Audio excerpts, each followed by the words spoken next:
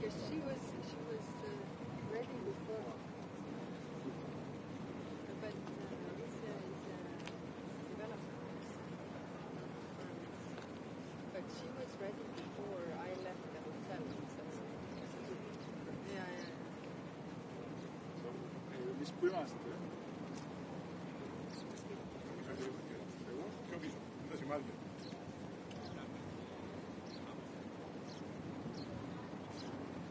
That's fine.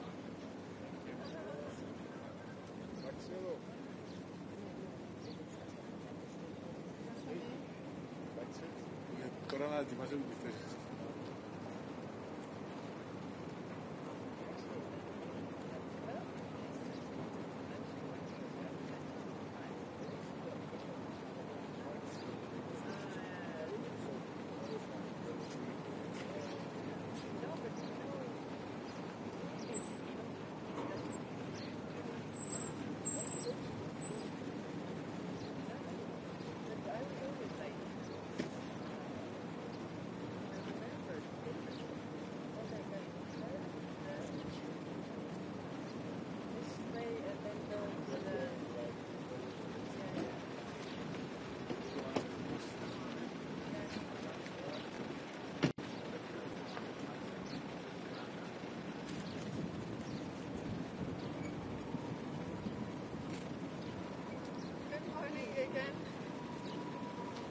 Welcome very much, and thanks once again.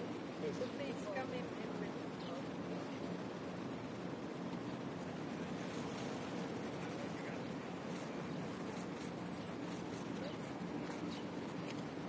Okay, so in a bit. So okay.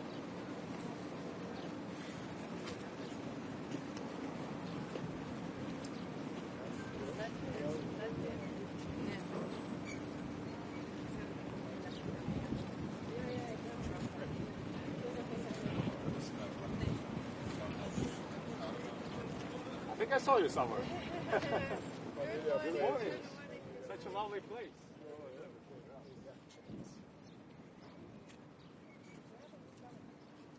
We're voting today. So it's still, yes. So we are staying.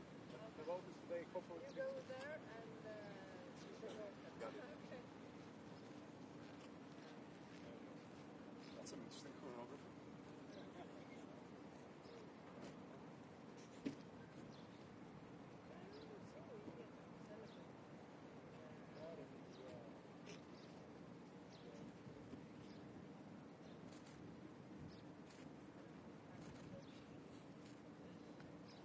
Good morning. Good morning. So fresh and ready for Yes, the ready to start.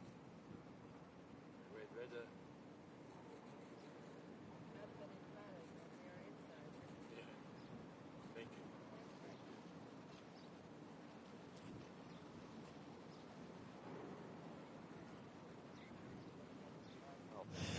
So, yes, please. Where should I? It's better here? Perfect. There's a sign over there. No, we'll say at the camera. We'll say at the camera. So, busy agenda today, definitely for us. We are from Latvia, so we are following very closely what's going on with our discussion, of course, about Russia. And our core interests as the European Union, we need to set and define them. What we see is that, unfortunately, Russia will remain a long-term existential threat for all European Union. So our response must be determined and bold. We need to stay united. This is the first thing and first message. And we are seeing threats in the last days and weeks, direct threats from Russia towards Baltic states and not only Baltic states. And we don't see any other way how to strengthen our policies. So what we are doing is more sanctions, more economic pressure. Unfortunately, they are not ready and not willing to start real peace negotiations. So what we need to do is to push them towards peace negotiations. And if we are able to harm them economically, they would have no chance then to really start to talk about peace. So this is our perspective on that. Of course, Middle East adds some additional perspective towards our geopolitical challenges. And let's not forget that Iran is actually helping Russia to wage war against Ukraine. More than 50,000 Shahed drones were produced in Iran and then used to kill Ukrainian civilians and soldiers. So let's not forget that they are actually closely tied together, and one problem is closely linked to another problem. We actually have a chance to start on a different level, cooperating with the Gulf countries on energy efficiency, on renewables, on trade, of course, and politically. This is our chance to get these countries closer to us, and so we need to do all in our hands to actually use that. And last but not least, European defense strategy should reflect all of this, and not only. We need to have more industry here in Europe. We need to be able to produce if we want to be safe and secure. Minister, do you think that Special Envoy from the European side would help to push Russia to negotiation? Well, one very important thing, we must be at the negotiating table, because it's not only about war between Russia and Ukraine, it's about the peace in Europe in the long term. So this is first thing, we need to be there. It's hard to predict what exactly would help. Probably Special Envoy, probably someone who is not at the moment active in politics, but probably and most likely economic pressure. But we need to be able to provide options, and this is the main thing for us. What do you think should be done to support Ukraine more? There is a lot of talks about giving them accession or opening clusters. Talks also about light memberships, and there is also talks about more equal support. What do you think about all these options? Well, everything should be done, definitely. We are we should be straightforward and open all the negotiation clusters as soon as possible with Ukraine and Moldova. Let's not forget about that. And hopefully in June we'll do that. This is not only symbolic, this is a clear path towards the European Union, and accession to Europe and also closer cooperation to NATO is one of main security guarantees for Ukraine. Yes, there are discussions about different models, how we can move forward with the accession process. We are open to that, but the main thing is that those alternative models, they shouldn't undermine the main goal, that Ukraine should be part of the European Union. And of course, we are always asking our partners to do as much as they can. Latvia is spending more than 0.3% of our GDP just towards helping Ukraine. And it's quite a huge number, to be fair, but we also have a lot of partners who do equal, and this is always on the table, because the needs are always. We saw the winter was terrifying with all the attacks on energy infrastructure. It took a lot from us to try to help, and we sometimes don't have enough capacity as Europe. Sometimes we can't produce things enough. So that's why all these discussions about our independence are crucial, because if there is any other crisis and we cannot be sure that there is nothing else, we need to be sure that we can do on our own as much as we can. What should the red lines be for engaging with Russia? Red lines. Well, red lines are definitely, if we talk from a perspective of the peace talks, for example, peace must be just and lasting. We will not agree to something that will just stop the war for a month or two, and then Russia can regroup and start the war again. So our red line is also forgetting all the crimes, what has been done, and that's why we have been invested so much in the establishment of tribunal against war crimes. So there are several of them. But the main thing is, yes, once again, I must reiterate, Russia is a real, imminent threat and long-lasting threat. And we can't forget it. We can't go back to business as usual. And yet we're hearing more details of the US moving military assets out of Europe or planning to do so. Is Europe ready? Well, we heard a lot of comments on that, but the latest development is that actually U.S. is moving more troops in our region, which is to Poland. So, the debate on that is heated, and it probably will always be heated, but let's not listen to the comments or some, speculations. Let's see on the real things what's happening on. And we see that the results are actually quite the opposite. None of the less, we need to make sure that we have these capabilities also here, also in Europe, without our transatlantic partners, who are very important to us in the indispensable part of NATO. And this is why we are investing already 5% of our GDP towards defense. And we are building our capabilities, so we'll make sure that we are stronger on our own. You have the question. So would you favor a non-active politician, especially EU envoy for Ukraine talks? I think it's too early to discuss that. I think it's too early to discuss. We have our... That's what you said before. But that's true. That's true. We are not at the point where we're discussing names. We are discussing principles right now. And our first task is to make sure that we are actually on the table of negotiations. And then we'll discuss names. So, probably the last one. Are you hopeful that you will have some decisions made today regarding either opening of clusters for Ukraine or sanctions? Well, I'm not sure that we will come up with the exact decision, but we'll discuss both of that. And I'm hopeful that we'll get the feeling of support towards opening clusters in the room.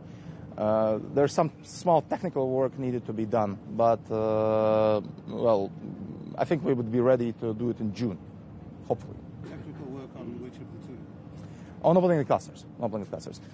With the sanctions, we are moving on with the next sanctions package, and we want to see as much on the maritime service ban and the shadow fleet ban as possible. Thank you, and have a great day. We have a lot of colleagues. Thanks.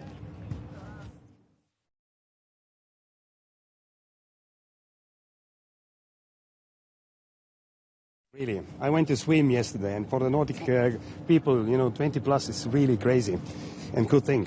But today we're going to focus on what Europe should do to secure the security for Europe. So everybody is talking about who will be the person who is going to talk to Putin. But reality, as you know, is that Putin doesn't want to talk anything. So he's putting more pressure on Ukraine. We see every night attacks, crazy attacks against Ukrainian people. So we need to focus on how can we make the European position strong. And we have lots of decisions to make. First principle is territorial integrity. So if we can bring in Putin in the future, putting more pressure on him. So we need to focus on these principles. Territorial integrity. The second is sovereignty for Ukraine. It means as well the enlargement process. It means a NATO membership for the future, security guarantees. If you're talking about security guarantees, then we don't mean only the security guarantees to Ukraine, but also the Ukraine security guarantees to Europe. Because, to be honest, Ukraine is the largest military power in Europe, in our region.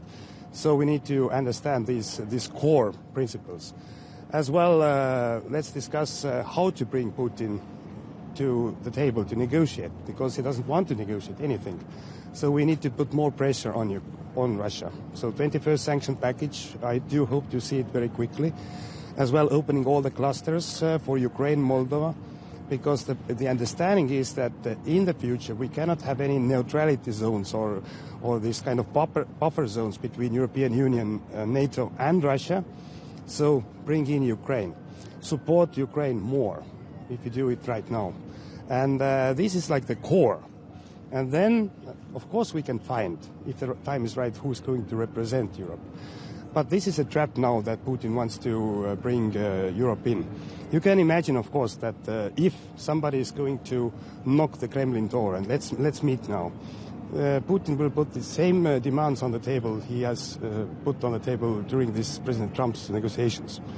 And just his main goal is to win more time and bring Europe into this mediating position. And mediating means neutrality. So we won't talk anything about more pressure on Russia in the future.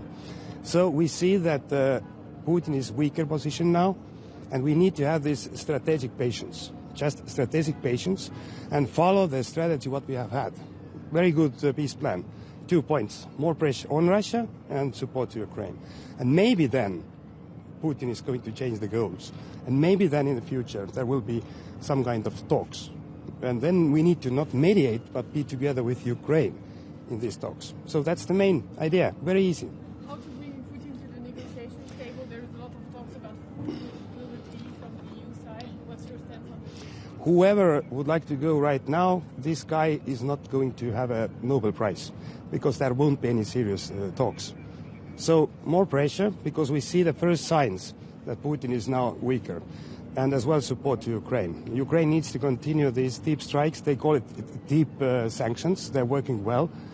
And we should just put more pressure on and have this strategic patience. But my colleagues would like to say something good as well for you. So let's enjoy today, important day. Yep.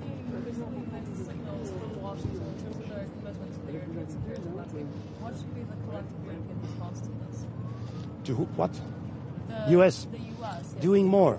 We know already from the first day when President Trump entered the office and said that Europe must do more and we must do more. But of course this transatlantic relation is so important. But let's focus on what we can do. And we can do much more about security defense. Good. Okay, thank you.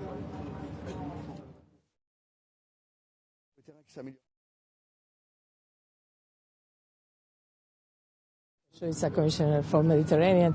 Happy to be here this morning in Cyprus because there is no better place to discuss Mediterranean issues but here in Cyprus. It will be a very important meeting, although it's informal. We will discuss the Middle East and situation in the Middle East and the Gulf, of course. Also situation in Ukraine, as you know, and our security strategy. So let's see how the situation will evolve, but we will speak free. All of us are here, and also we will have guests from India. India is very important due to IMEC, as you know, especially for Cyprus. And also we will have a minister from Saudi Arabia, which is also a very important country. So we are trying to do what we can from our European position. As you know, for us it is important to resolve the situation in the Strait of Hormuz, but as you know, we are trying to stay out of this war.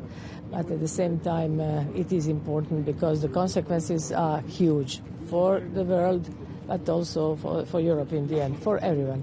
So I hope that this meeting will be fruitful and that we will be able to and capable of resolving the issues because Europe is strong, as you know, and 450 million people, and Cyprus is, we say that Europe is as strong as its smallest country. I don't say that Cyprus is the smallest country, but one of the smallest. I come from Croatia, which is also relatively small, but we feel, all of us feel equal in Europe, and this is very important. Thank you so much. Thank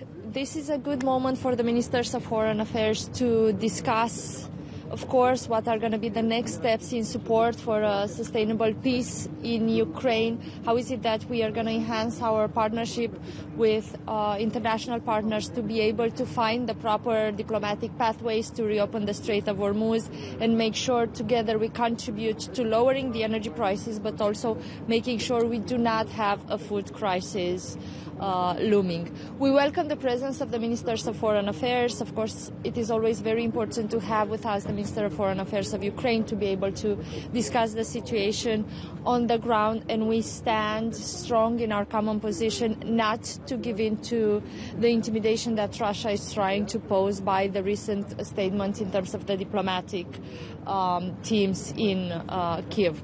We also welcome the presence of Ministers of Foreign Affairs of India and Saudi Arabia. It is very important that we discuss with them. Of course, we're at the moment where the EU-India trade deal is now available to companies so that we grow our economies. For Romania as well, it's important in common investments.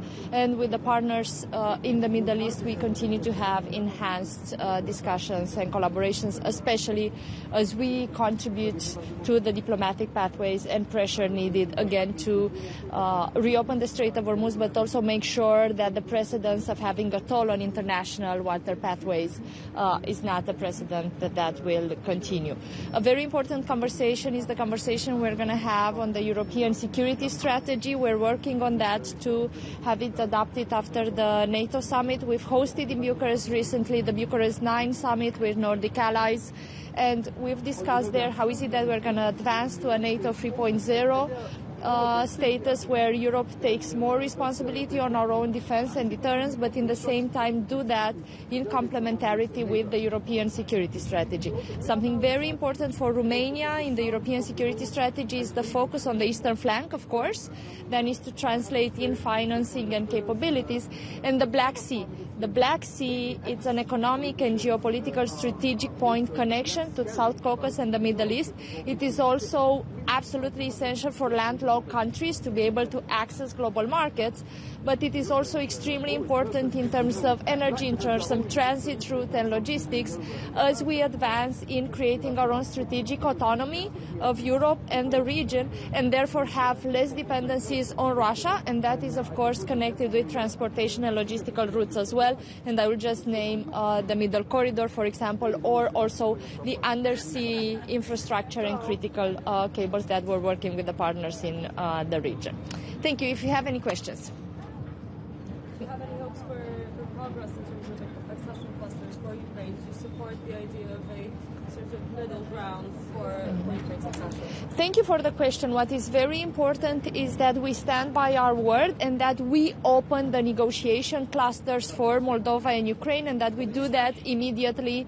June is the perfect moment to do that, as we also have the Council. And it is not just about the future, the European future that our neighbors are aspiring to. It is also about the work that they have done and the fact that we need legitimacy in the merit-based process to recognize the reforms that have taken place, but also the work that is yet to be done. In Romania's case, we have seen, once we joined the European Union, that we have tripled our GDP, but also that we've contributed to the security and the economic market of the European Union. So we are strong supporters of the idea that this is in the interest of all. Thank you.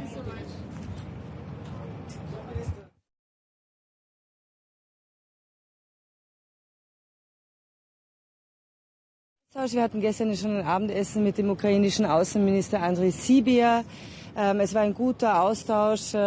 Ich glaube, es ist spürbar, dass die Ukraine in den letzten Wochen und Monaten an Stärke gewonnen hat. Die wirtschaftliche Wirkungen der Sanktionen in Russland zunehmend spürbar ist und wir auch einen Sinnungswandel spüren. Deshalb ist es, glaube ich, notwendig, heute darüber zu diskutieren, wie wir uns aufstellen. Es geht hier auch um unsere eigenen Interessen, um europäische Sicherheitsinteressen, wenn Sie so wollen, auch um österreichische Sicherheitsinteressen, um das auch vielleicht runterzubrechen. Die Frage einer zukünftigen Sicherheitsarchitektur in Europa ist auch die Frage, wie schaut es aus mit Energieversorgungssicherheit? Kann ich mich darauf verlassen, dass die gegeben ist? Kann ich mich darauf verlassen, dass ich nicht, wenn ich zur Bank gehe, irgendwie eine Cyberattacke zu erwarten habe oder sonstige Sabotageakte auch unsere Sicherheit in Europa gefährden? Daher dränge ich darauf, dass die Europäische Union sich aufstellt, auch über die eigenen Interessen in der Lage ist zu verhandeln und einen Chefverhandler, eine Chefverhandlerin ernennt. Andriy Sybiha war auch gestern klar, dass das durchaus die Erwartungshaltung ist der Ukraine, dass die EU sich jetzt bereit macht. Was mir wichtig ist dabei zu sagen, ist, dass es hier nicht um ein Entweder-Oder geht. Es geht nicht um ein Dialog oder Druck. Ich glaube, es ist gleichzeitig ganz dringend notwendig, den Druck über Sanktionen weiter aufrechtzuerhalten.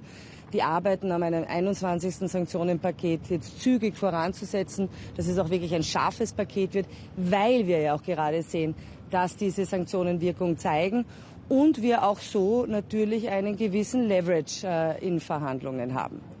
Frau Minister, warten Sie heute Gespräche über tatsächliche Verhandlernamen und was ist Ihre Position? Sie kennen die Vorbehalte einiger EU-Staaten zu der Frage eines Chefverhandlers oder einer Chefverhandlerin. Die nehme ich auch sehr ernst. Ich glaube, darüber müssen wir sprechen, dass es eben kein Entweder-Oder ist, dass es nicht darum geht, jetzt Dialog statt Druck, sondern dass wir sagen, wir wollen beides. Wir müssen uns bereit machen. Entweder wir sitzen am Tisch und es wird über die europäischen Interessen und österreichischen Interessen auch von uns gesprochen oder andere werden das machen. Daher glaube ich, ist das notwendig und ich denke, dahingehend wird die Diskussion sein, wie auch natürlich die Frage der allgemeinen Sicherheitslage und was eigentlich unsere Interessen sind in einen zukünftigen Friedensverhandlungen. Ich wollte gerade sagen, die USA lassen derzeit aus. Der Fokus ist woanders, hoffentlich bei der baldigen diplomatischen Lösung im Wege eines Memorandum of Understanding, was die Öffnung der Straße von Hormuz, aber auch die Nuklearfrage angeht, zwischen den USA und Iran. Es ist ein Vakuum da. Dieses Vakuum gilt zu füllen, weil das erste ist Interesse mal, dass der Krieg endet.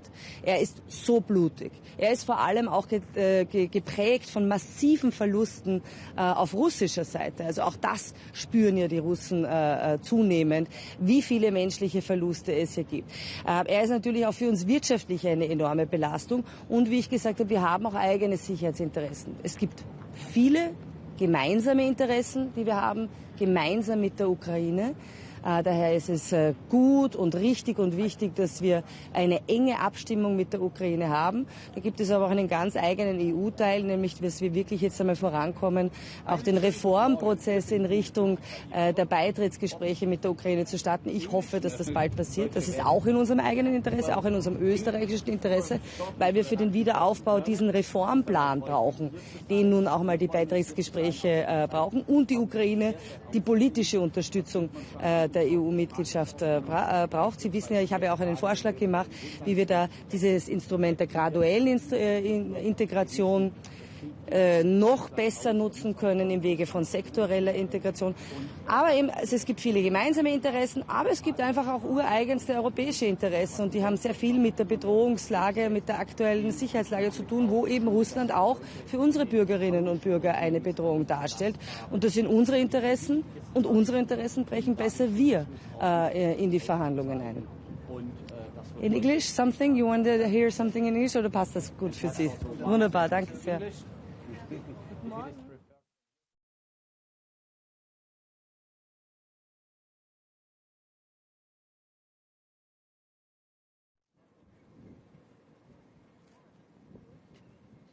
be united and to be disciplined. So this is not a time when we are discussing who is going to have the negotiations. We're not discussing the names. We're not discussing the place at the table. But we have to discuss what we are doing in purpose to put additional pressure on Russia and also give more assistance to Ukraine for Ukraine to sustain these attacks and lead its way to the victory. So what we have to discuss now is how we will increase pressure through 21st sanctions package. Lithuania returns again and again to our proposals to sanction Rosatom, sanction Lukoil. We have to introduce full maritime service ban. And we also have to deny the possibility for Russia to export potash fertilizers to Europe. This is really important. The second package is on supporting Ukraine. We have to open all 6 clusters this June. We have no right to wait any longer. We have to also agree how we will proceed further with the long-term financial assistance to Ukraine. And also what is really important is to include Ukraine more and more into the different solutions, how we are strengthening our resilience on Eastern Front line. What concerns European security strategy, for us it is extremely important to have the full picture of the threats. We understand that the threats are multifaceted, but we have to prioritize what is existential and what is not. So existential threats are now on the eastern flank, and that is why we have to immediately to move into strengthening the eastern flank and also introduce additional instruments in putting more effectiveness through finances on resilience on eastern flank. In doing this, we have to understand that in the future we will build a European architecture that will be based on the principle of deterrence of Russia, not of the including of Russia into this system, because we have to build strengths right now till we have the time. And with Ukraine at its very core. Yeah, thank you.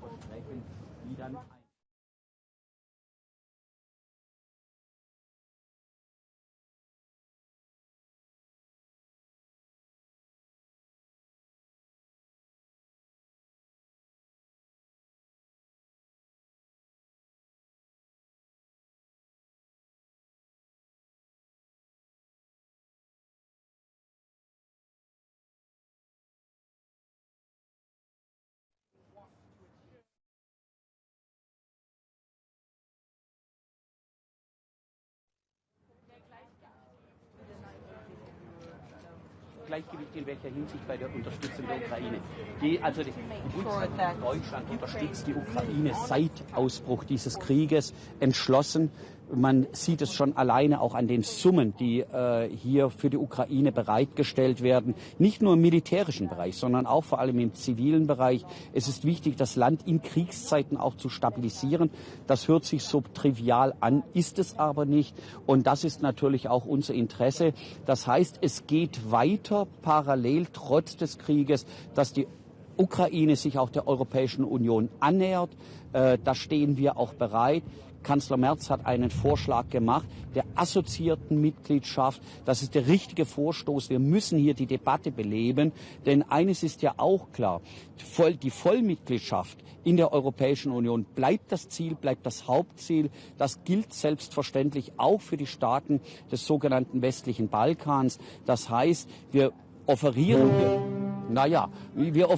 hier der Ukraine in jedem Fall jetzt eine Lösung, einen Weg, aber es müssen sich deswegen die Menschen, die jetzt in Albanien leben, in Montenegro leben, in den Westbalkanstaaten, keine Gedanken machen, dass sie wirklich im falschen Land leben würden. Ganz im Gegenteil, auch sie haben eine Beitrittsperspektive und siehe Montenegro als Beispiel, da geht es ja in großen Schritten auch voran. Herr Staatsminister, warum ist Deutschland eigentlich irgendwie so kritisch gegenübergestellt, einen speziellen Envoy, einen Verhandler zu benennen?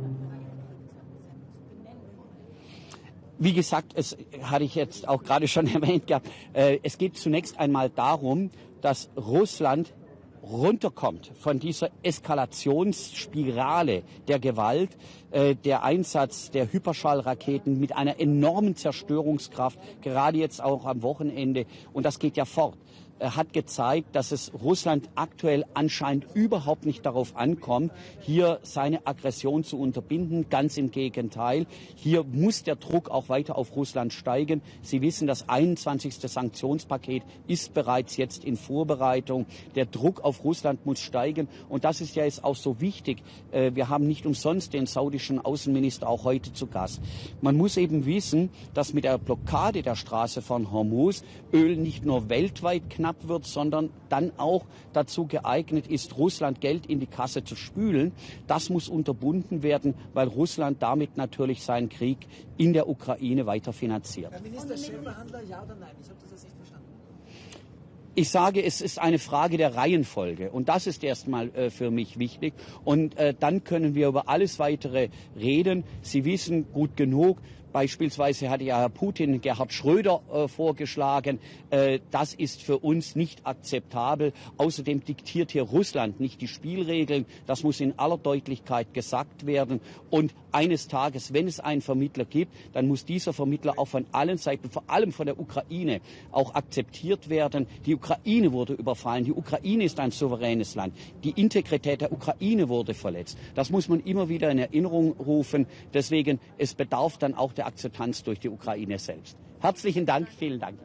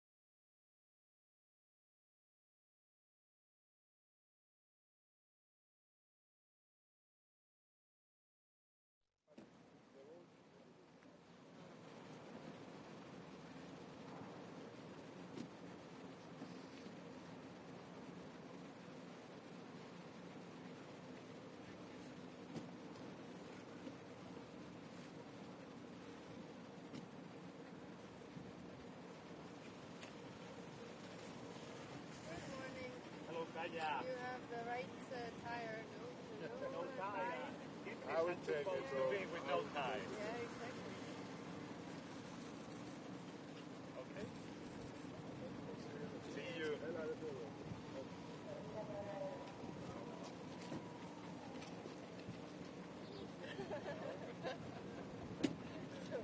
You can see the development. Starting with ties. Yeah, yeah.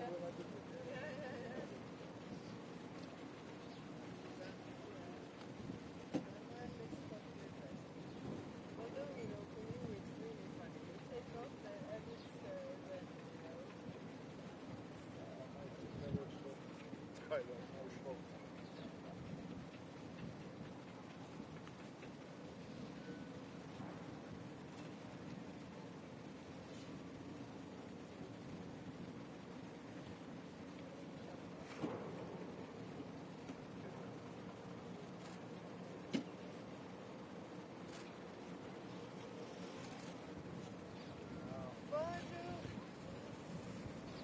You two are beautiful.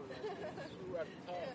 but we will see later on. Very important meeting today. We are in front of the most important global crisis of this century, and the voice of Europe must be an important voice, a voice of reason, of balance, diplomacy and negotiation. We have the Middle East, where, of course, there is no military solution. There is no military solution for the Strait of Hormuz. And the voice of Spain and the voice of Europe must be one of encouraging all parties to negotiate, to continue negotiating, to stabilize and to make permanent the ceasefire, to stop all bombing, all launchings of missiles from Iran to the countries of the Gulf, and to, of course, open the Strait of Hormuz in a free, secure, and with no charge for any boat that wants to cross it. Same thing in the Middle East, where we are very worried for the news that insist that Israel thinks that war is the only possibility and the only way to relate to the other peoples of the Middle East. The order of declaring the south of Lebanon as a zone of war and to tell everyone to leave the area, it's completely unacceptable. It's contrary to the international law. Israel must accept that the other countries has exactly the same right that Israel has to have their own state and to have a state in peace and security. Israel has a right to have its state peacefully and in security. But the Palestinian people, the Lebanese people have exactly the same right. And that's why the voice of Europe must go very high, telling Israel that if they want to relate with us normally, they cannot behave like that. Democracies don't violate international law. They don't violate human rights. The other area that it's of great concern is Ukraine. In the last few days, we have seen a new jump, a new escalation in this logic of terror of Russia, indiscriminated bombing in Kiev and in other civilian areas. This shows that Russia has no will at all for peace, for ceasefire, for negotiation. Therefore, we must be prepared to continue backing Ukraine for as long as it takes and to make sure that they will continue being a free and an independent country. And in order to do that, we have to help Ukraine in all possible manners.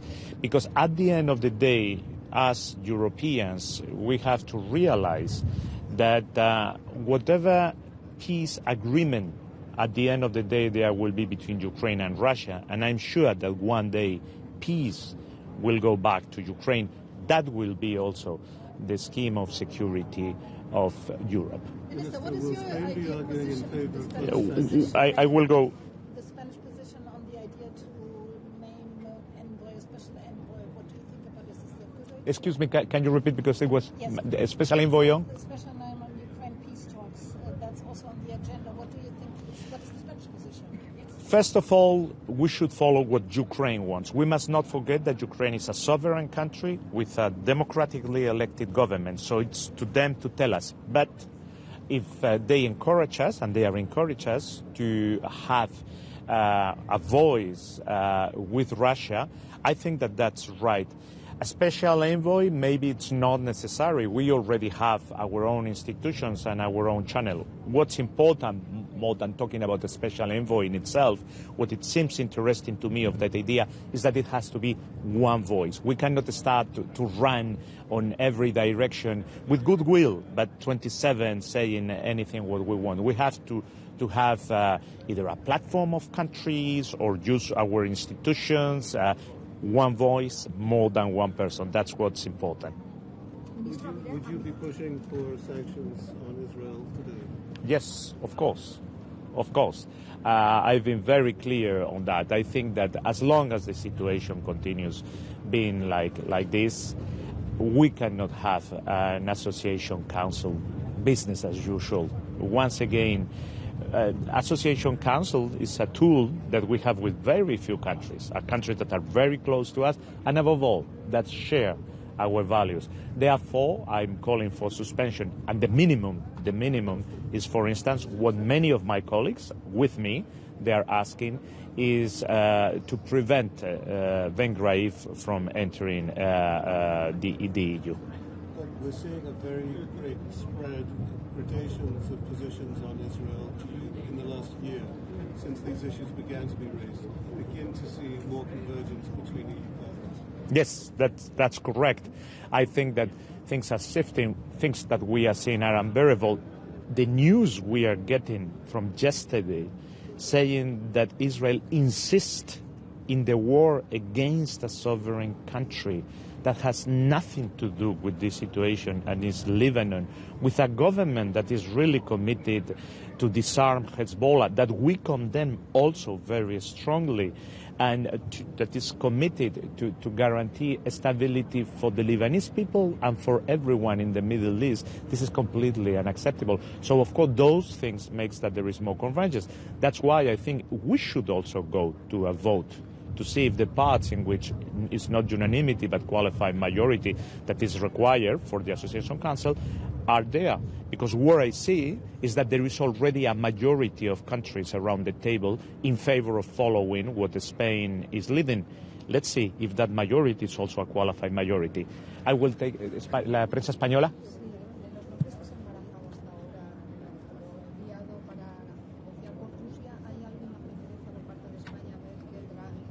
No entremos en algo que por el momento es puramente mediático. Ninguno de esos nombres que yo he visto en la prensa, y he visto algunos nombres y algunos de ellos tienen grandes cualidades políticas y son figuras políticas que yo mismo he conocido y he podido constatar su capacidad, ninguno de esos nombres ha estado ni de cerca ni de lejos en la mesa.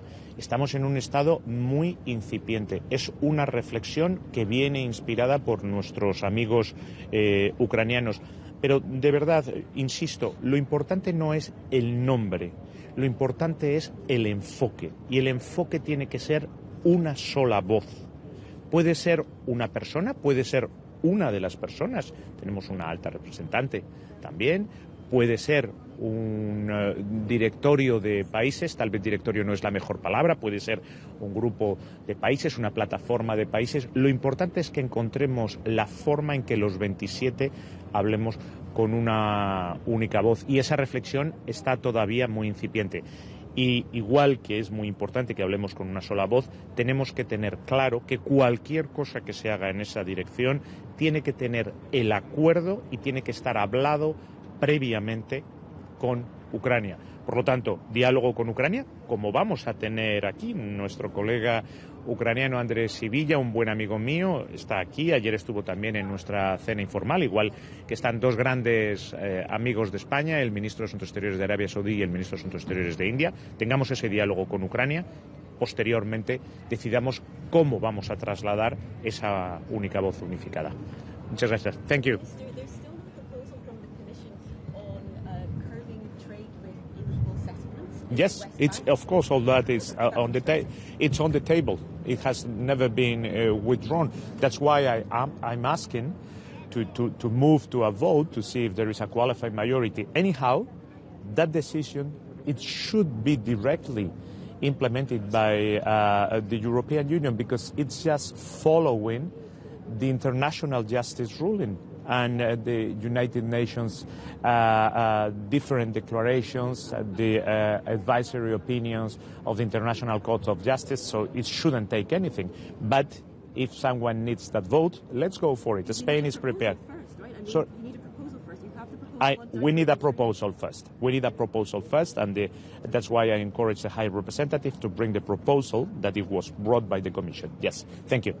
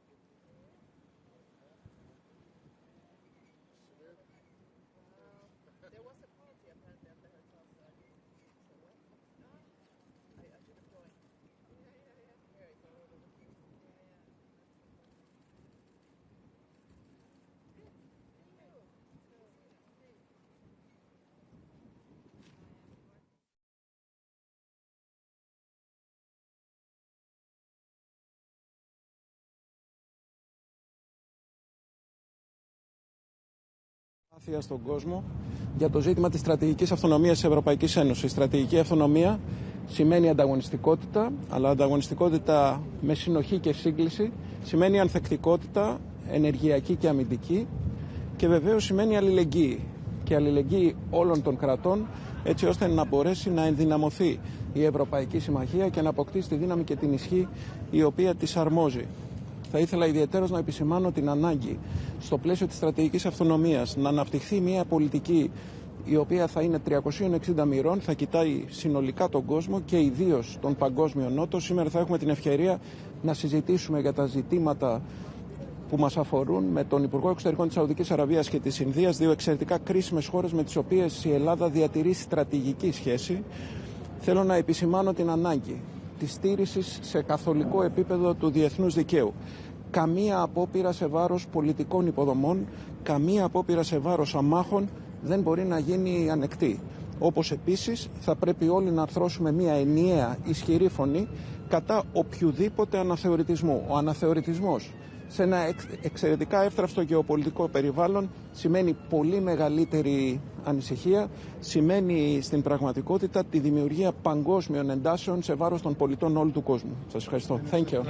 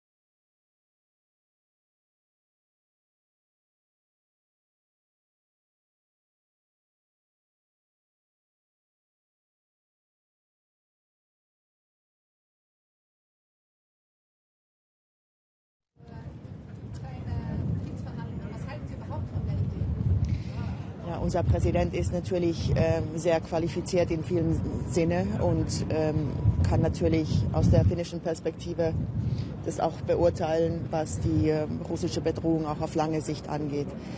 Das gesagt, kennen wir natürlich auch Russland auf vieler Weise und hoffen auf nichts anderes, als dass es so bald wie möglich zu Frieden kommt im Ukraine-Krieg, aber dass auch sagen wir mal, das Verhältnis zwischen Europa und Russland normalisiert wird. Das bedingt natürlich, dass Russland sich endlich wieder an das internationale Recht hält, an das Völkerrecht und hoffentlich sich auch der eigenen Bevölkerung gegenüber öffnet. Aber bis das passiert, wird es noch lange dauern. Wir brauchen aber europäisch gesehen, wir brauchen einen Prozess, wo wir ein starkes Mandat haben für diesen Prozess eben, der vielleicht auch monatelang dauern kann, trotz des Faktes, dass die Lage für Russland jetzt momentan nicht sehr gut aussieht und die Entwicklung für die Ukraine seit Anfang des Jahres sehr positiv gewesen ist. In dem Sinne natürlich, dass die Ukraine leider sich tagtäglich wehren muss und dass Russland wirklich brutal zivile Infrastruktur angreift. Aber die Karten sind jetzt wirklich stärker in der Hand der Ukraine und wir hoffen, dass wir gemeinsam zu einer Lösung kommen. Was wäre für die Idee, einen Menschen dafür zu bestimmen? Auf jeden Fall muss natürlich Europa an den Verhandlungstisch und da können nicht 27 Mitgliedsländer dabei sein. Und Europa ist natürlich nicht nur die Europäische Union. Aber ich bin zuversichtlich, dass wir gemeinsam uns nicht nur auf ein Mandat einigen können, sondern vielleicht auch auf einige Personen, die diese Rolle übernehmen können. Herzlichen Dank. Minister, now that there's a lot of discussion, as you mentioned there, about whether you should talk to Russia, but Russia is also threatening to kill EU diplomats in Kyiv. I mean, what's your response to that? Yeah, well, those threats by Russia, well, they are not new, but not acceptable at all. And at the same time, well, Russia has been targeting civilian infrastructure and civilians since the early days of the war.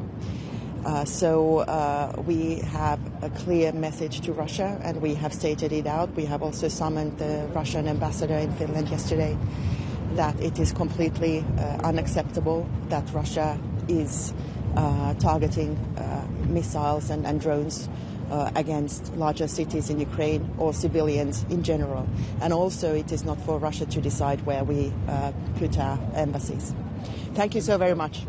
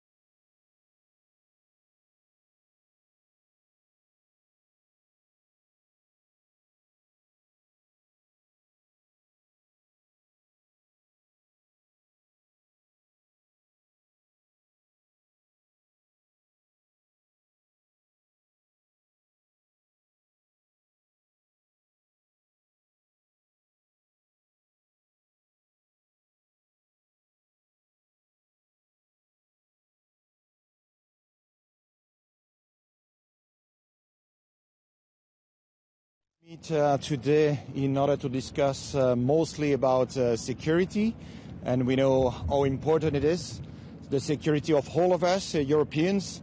It means that I have two messages to share to my colleagues. First of all, we need to seize the opportunity of the US decision to pause their involvement in the negotiation process between Ukraine and Russia in order to be finally at the table of negotiation. It is really important because we do not only discuss about the future of our relations with Ukraine and Russia, but we will discuss about the global European architecture, security architecture. It is so important to be at the table and to act, not only watch. And I think that we have to discuss about the content of the potential negotiation process, what kind of project the EU can propose at the table of negotiation, and we also have to define someone to embody also the European message. And second aspect, I would like also to plead for more leading role of the EU in several conflict zones around the world in order to avoid only to be the second one after the US most of the time, but also to be the number uno in mediation process in several places. I'm thinking about the Sahel, for instance, or Sudan. I think if we want really to act as a geopolitical power, we also need to take the lead in several places and not only being the number two. Thank you. Can we ask you about the Ukraine process? You were talking about the person, so Kallas or Smakic, who could be the one who decides? That's a good question, and I think that we need to take a common decision, not only identifying one person, but also what kind of content we would like to put on the negotiation table.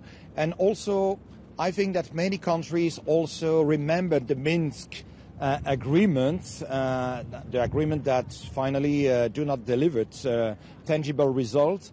And I commend the initiative that could be taken by the E3, but I think that it is not enough. We also need to involve in the process the direct neighbors of Russia, thinking about Poland, the Baltics, Finland, Sweden, other countries. So it's really important to have an open discussion on this issue. Thank you.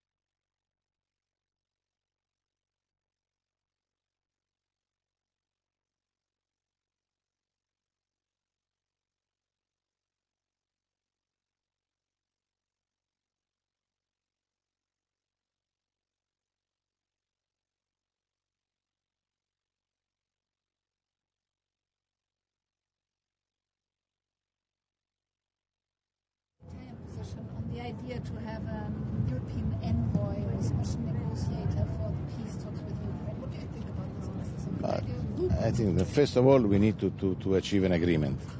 It's impossible to achieve an agreement for peace with justice, of course, in Ukraine. And Europe will be protagonist because without Europe it's impossible to sign the agreement because there are the European sanctions. And if you want to withdraw the European sanctions, we need to have Europe around the table. And then Europe will decide the name of the negotiator. It's not Mr. Putin. For this, we will decide when we need to sign. We will decide our envoy. This is not Putin decision. It's our decision. In your view, who could be a good person for that? I don't know. But there are the institutions. There is the president of the council, the president of the commission. For this, there are a lot of institutional people. For this, I think we need to work at institutional level. But we will decide now, not now, but when we will have the opportunity to stay all together for the signature of the agreement. But we need time, unfortunately. How is it a good idea for Europe to start thinking about peace negotiations when it's not sure to be invited at the table? But it's impossible to sign an agreement without Europe. Also, the Secretary of State Rubio, during many meetings, underlines Europe will be involved in the end of the negotiation because we need to sign. If we want to withdraw the European sanctions, we need to have the Europeans around the table. Minister, you called for EU sanctions against Israeli Minister Ben-Gvir. Would you also support a ban or restrictions on trade with illegal settlements? There's been a lot of a spotlight on Israel's position with regards to that. The first point is to decide during the next European Council, because this is an informal meeting. We need to talk and to decide sanctions against Minister Ben-Gvir because Ben-Gvir has been protagonist of this incredible attack with the Israeli police against the European citizens. The sanctions against him are only for this history. Then there is a proposal, French proposal, Swedish proposal. We are ready for discussion on this. We will decide now. Probably we will have a proposal by the European Commission. We will study we are ready for talking on this. But I think before we need to put sanctions against Ben-Gvir. Could you please tell us more on what's your stance on the recent developments in terms of the U.S. commitment to the European security landscape? We see so many conflicting messages from Donald Trump's administration. What should be the European response to this? But I think I am in favor of the European defense. But I think the transatlantic relations are very, very important. America is a friend of us. For this, we need to talk with the Americans to be friends, but I think it is important at the same time to strengthen the European pillar inside NATO, because there is a big pillar, American pillar, a small pillar, European pillar. We need also a big European pillar. It's our security, is our job, but also we need to work with the Americans. NATO is not only a military agreement, it's also a political agreement. For this is very, very, very important. Our job is not to fight against the American. America is our best friend outside the European Union. For this, we need to work with America. Our security is not against the Americans. Our security is for strong protection of our countries, and we need to work all together also with Americans. Okay, thank you.